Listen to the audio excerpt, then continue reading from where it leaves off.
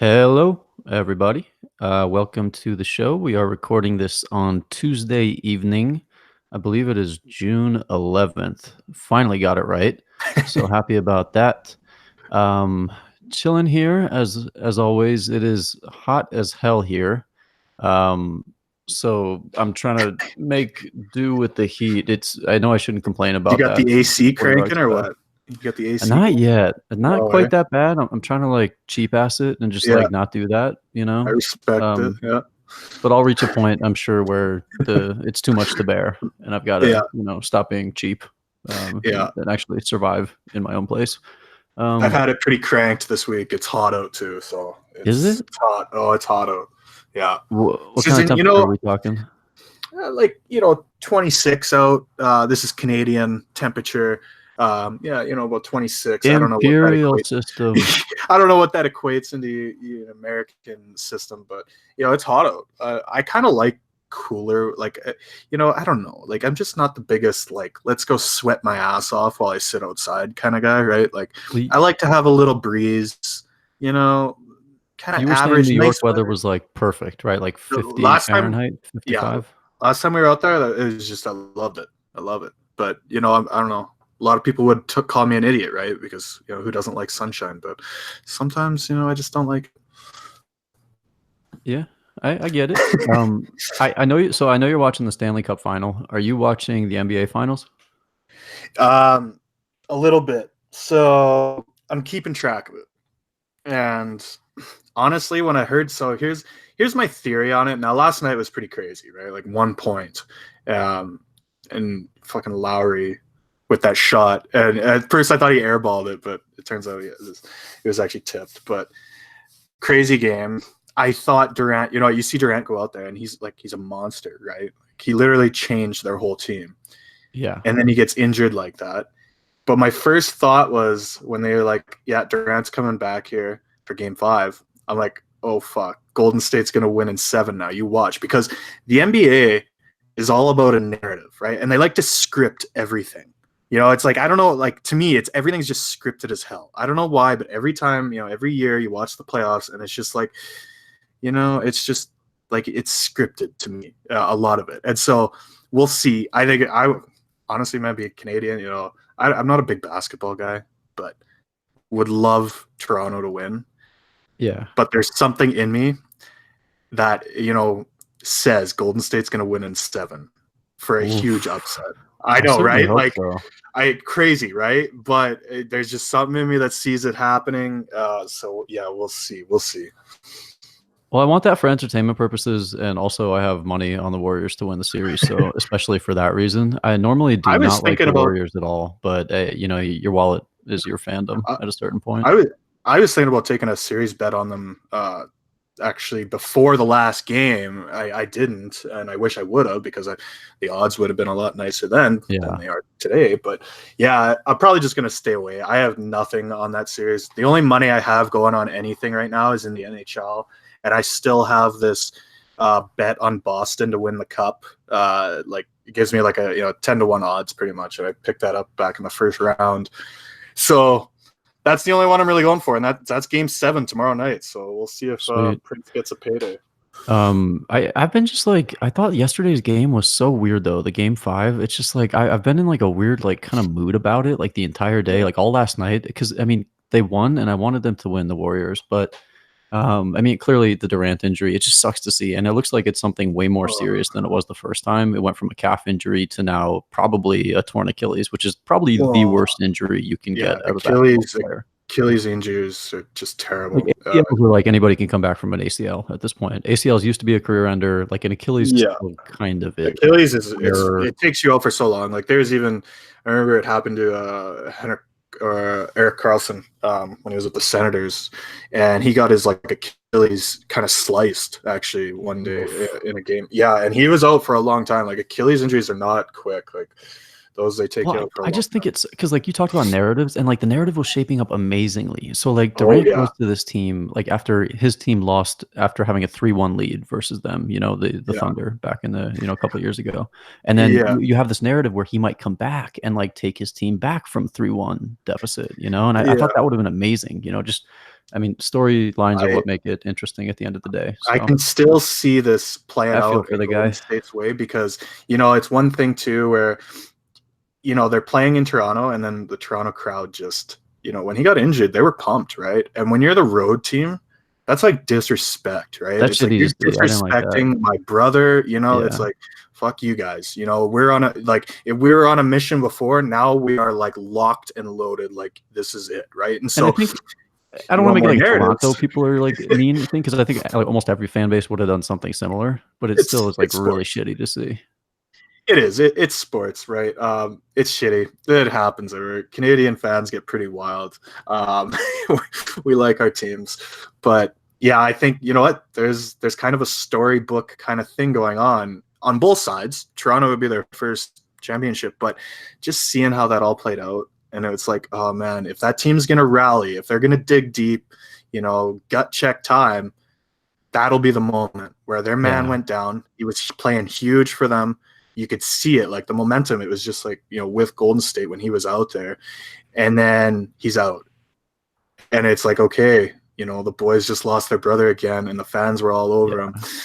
I think there's a bit of a narrative to see it go They, to a they, they, I game mean, they've seven. got all the motivation in the world, the rest of the guys on the team now, to Exactly. prove to everybody, look, they still kind of probably want to prove that we don't need him to win. And also they want to win a ring for him at this point because he tried to come back. He tried to give it his all, and he left it all out on the floor. And it just sucks to see. I mean, It's even tough. just like growing up, like I had injuries in sports that like I was really into, and like they take you out for the season. It's like the worst feeling ever, and like you feel like you're letting your teammates down. And The worst is having to watch and you can't do anything.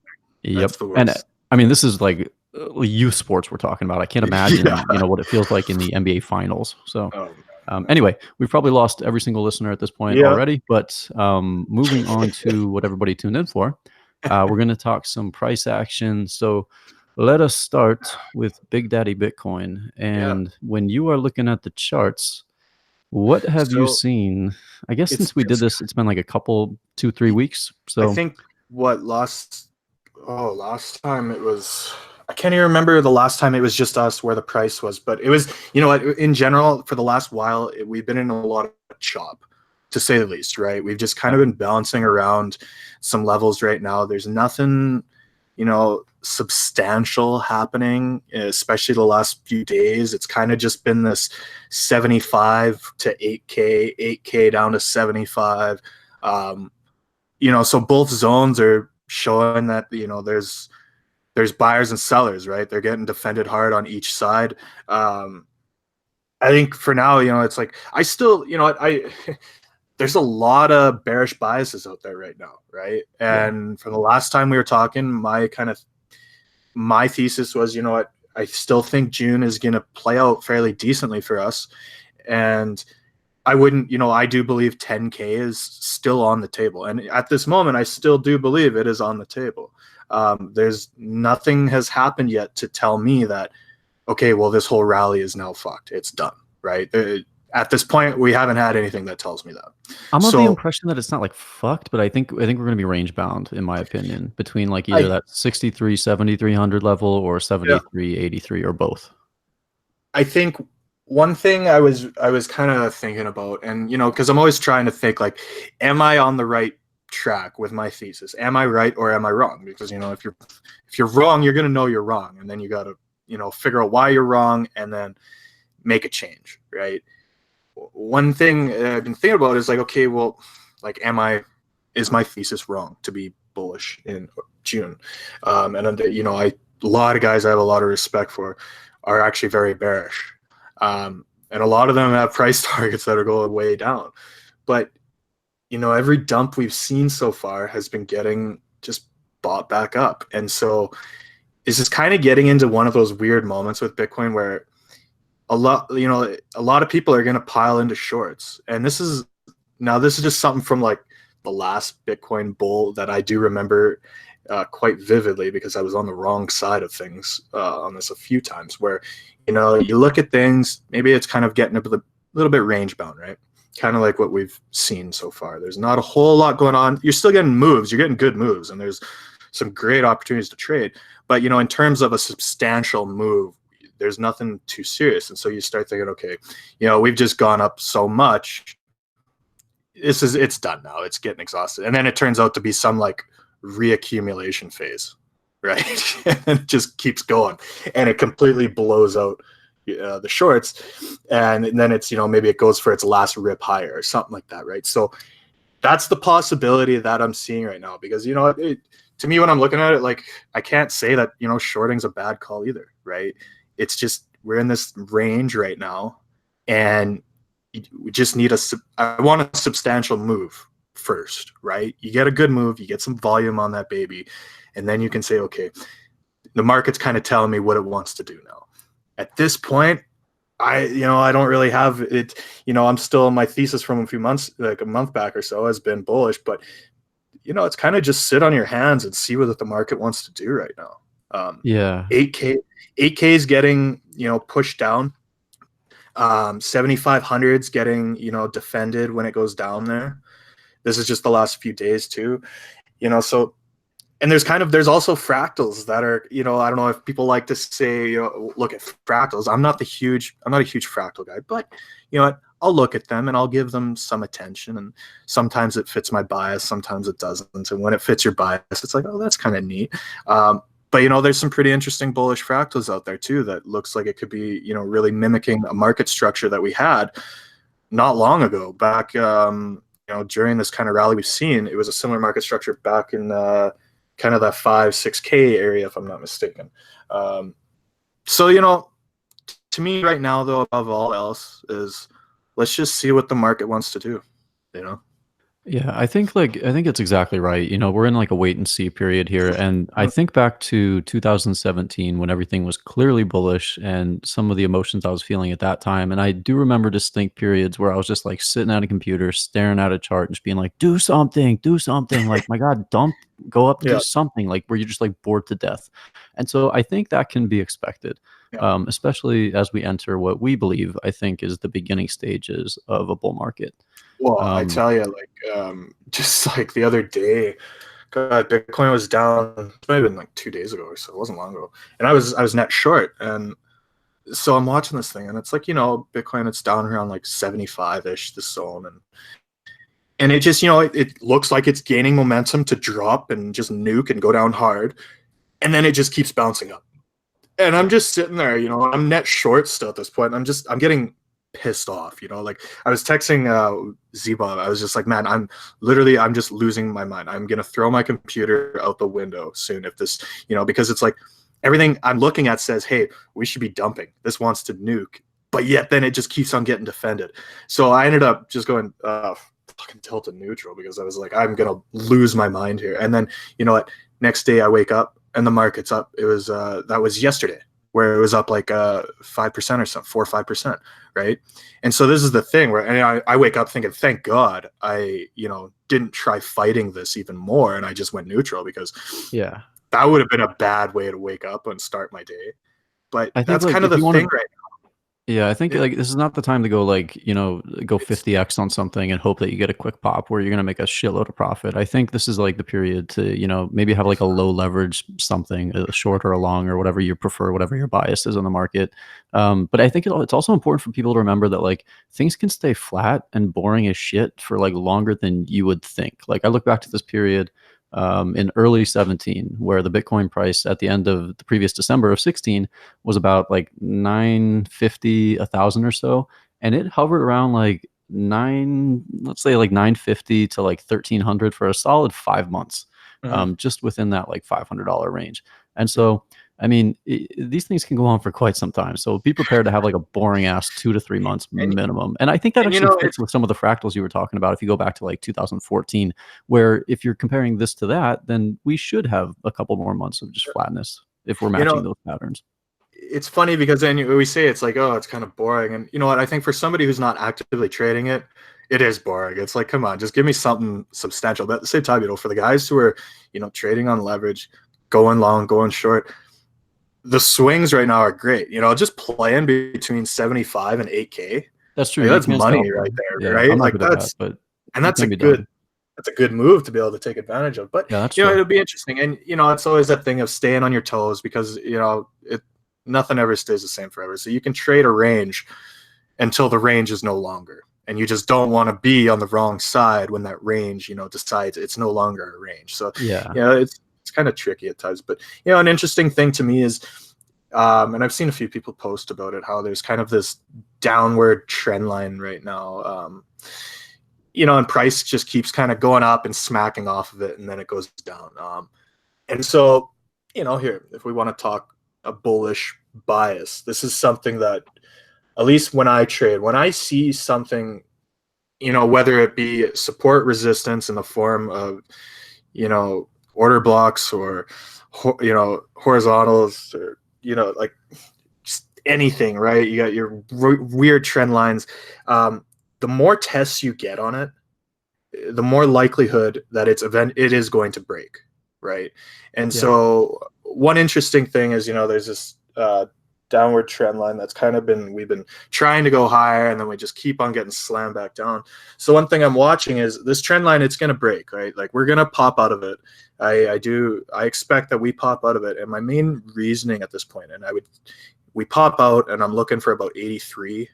If we can get up there, 8,300, 84 is kind of what I'm looking for. We pop out of this trend line, this downward trend. Is this like a short? Wait, real quick. Is this like a short-term trend line? Like, is this going back like a month or? It's just from the last top we had, kind of, gotcha. Recently, right? And the one thing I've been noticing, right, is we hit it, we go down, then we start climbing back up again. Well, we hit it, but we're making higher lows every time we get rejected.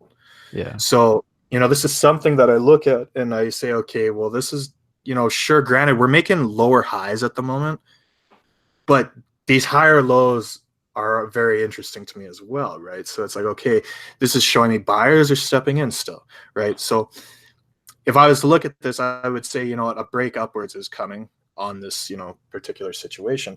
But, this is kind of an interest to me in general. Like somehow people discount this situation and I found a really common one to look at. It was that 6K support back, a few months back, where it was just, market would drop, but around 6K, it was always bouncing back up. Right. And so the theory became that from everybody, it seemed that I was, in touch with those 6K is the bottom.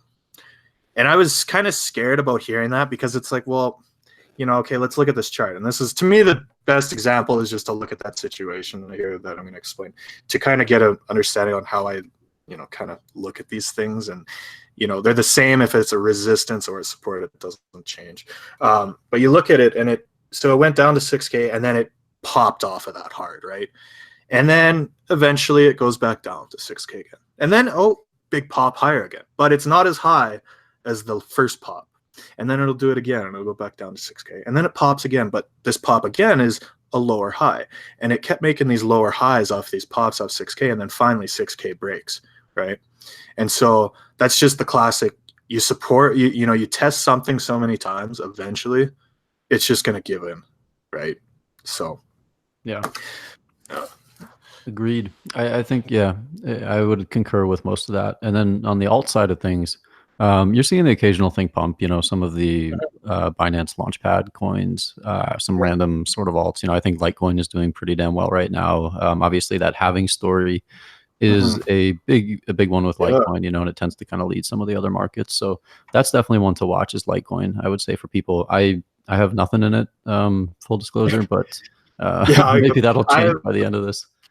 I haven't even been playing Litecoin, and I feel like an idiot because, look at, I got a lot of friends making money on it right now, and I'm not. But yeah, the FOMO is starting to creep, though. I'm starting to it's like touching me in the back, being like, hey there, hey, I'm still here, I'm still going up, and I'm like, satisfied my FOMO with some Leo purchases. So, oh yeah, let's talk about that. Yeah, let's talk about Leo. I don't. Did you ever get your hands on any? Not yet, but perhaps soon. Yeah, not because I don't want to, but just because I've been procrastinating. Which is I want to hear your thoughts. What do you think about Leo right now? Like, what's your take on it? Okay, so from what I can tell, I have not really done like a deep dive into it, but from what I can tell, a lot of the economics behind it are essentially very similar to BNB in terms of the trading profit driven buyback program. I think it's probably a little bit differently done with Leo or Leo. Yeah.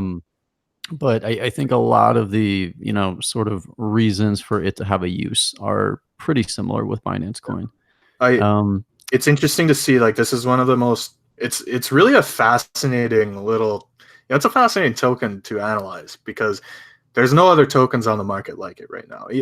Binance Coin is the most similar, but even then, there are still some pretty big differences.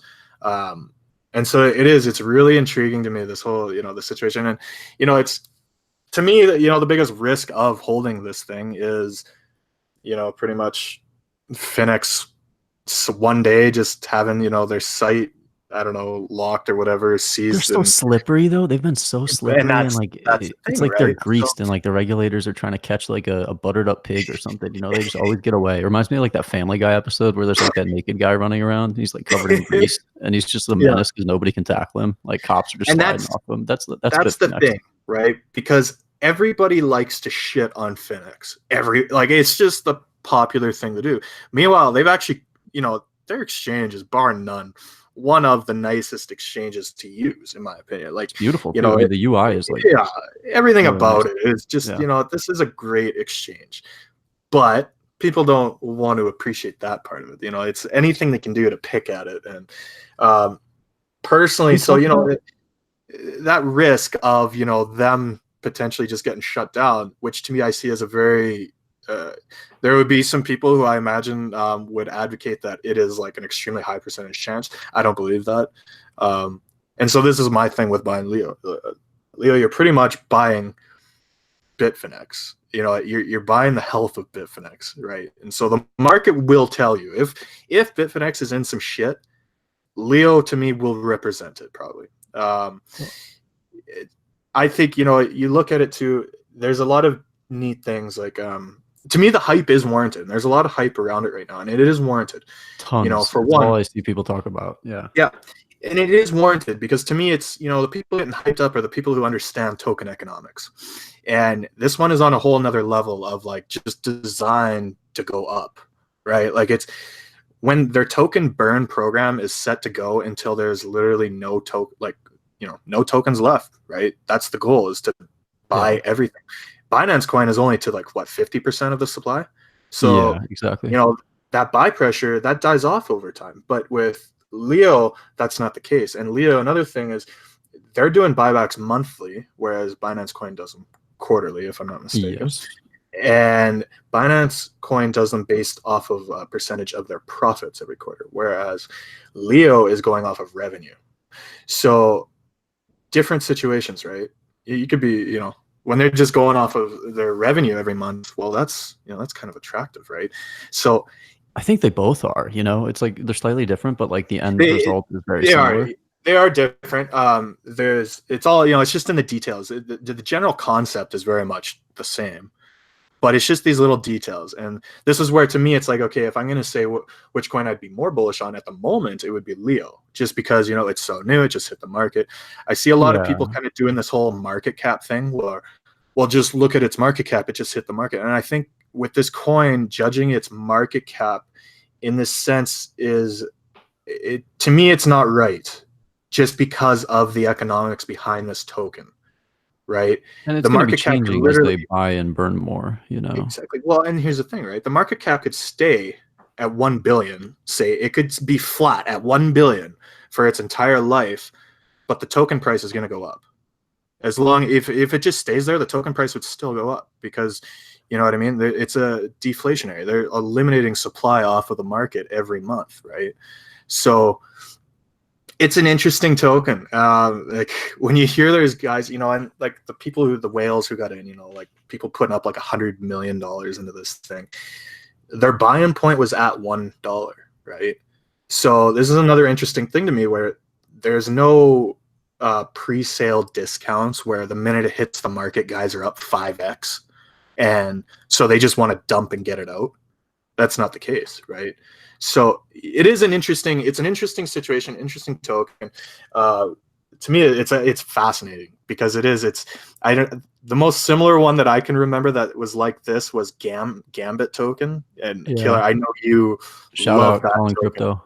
Yeah, that was that was a money maker for anyone who could actually spot it and see what the economics were behind it, because it was very similar to Leo. That thing was almost like deflationary to a fault, Yeah, where it's like all of a sudden like there was no liquidity. You're like, oh well, it's that worth a was lot, but literally nobody can it, sell right? it.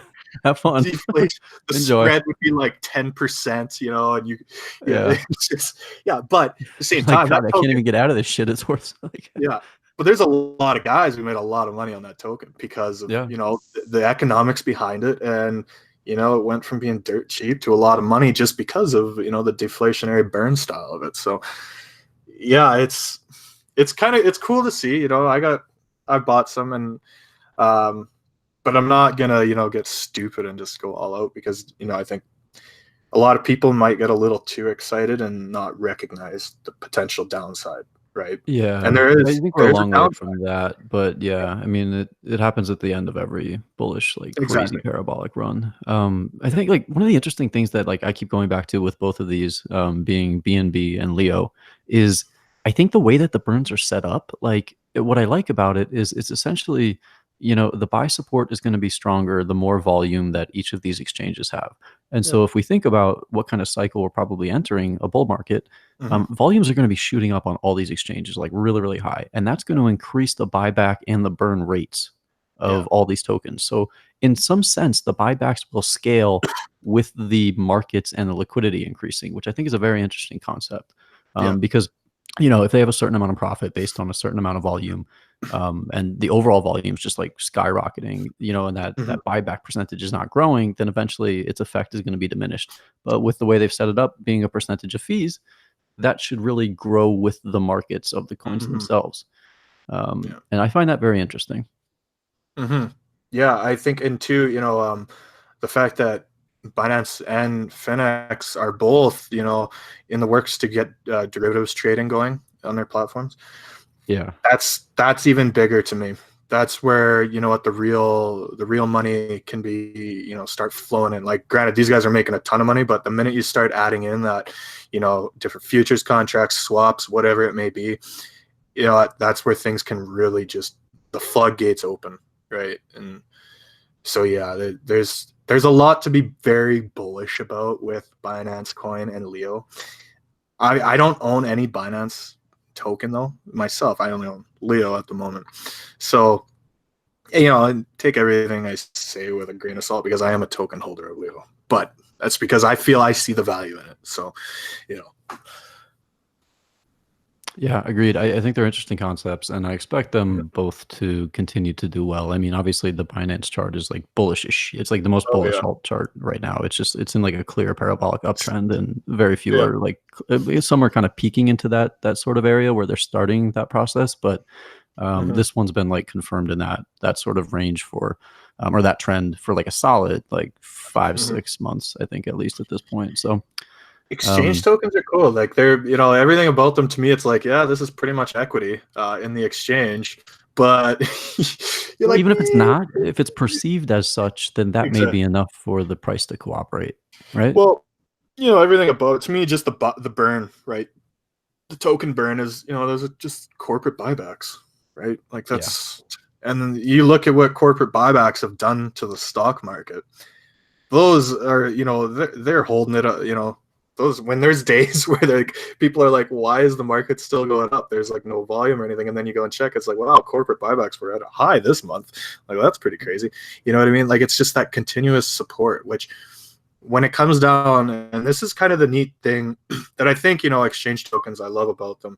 I don't own many of them, just Leo, but I love the concept of them with the burn rate, because a problem in crypto is when you have altcoins is, you could get an insane pump out of it, but at some point, you're worried that demand might just disappear, right? And then all of a sudden it's like, well, then you get these crazy crashes and shit's just terrible, right? And so, and that will happen, it does. I don't think yet. I don't think anytime really soon, but it's certainly going to happen.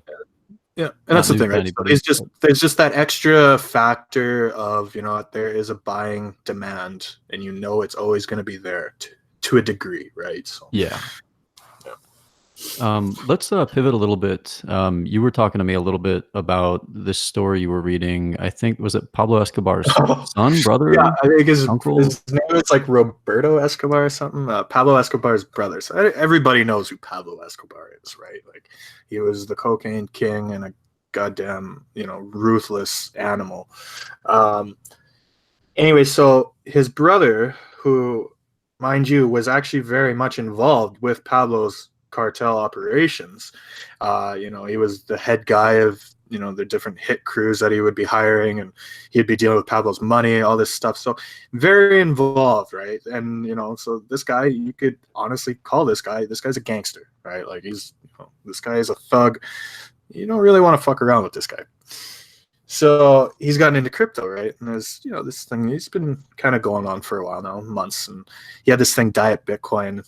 It's like who calls something Diet Bitcoin, right? Like, what the fuck? But anyways, so yeah, it's coming out that he's pretty much ran two money raises, fundraisers.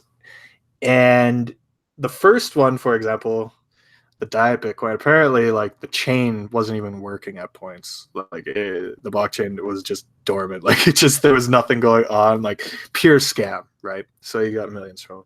And then I guess they did it again, and they like switched it to an ERC20 token. And again, just ripping off his investors. But apparently, like, there's a lot of people who don't want to say anything because it's Pablo Escobar's brother, and Probably wouldn't either. Kind of scared talking about it right now.